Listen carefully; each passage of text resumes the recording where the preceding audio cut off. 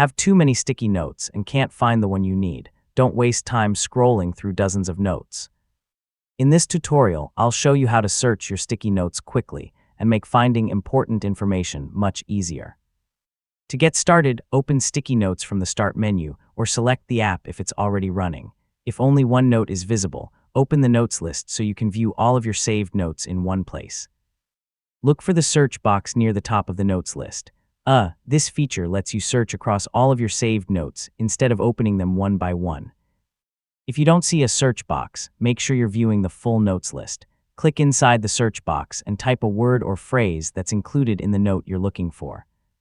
So as you type, Sticky Notes filters the results automatically, making it easier to find matching notes within seconds.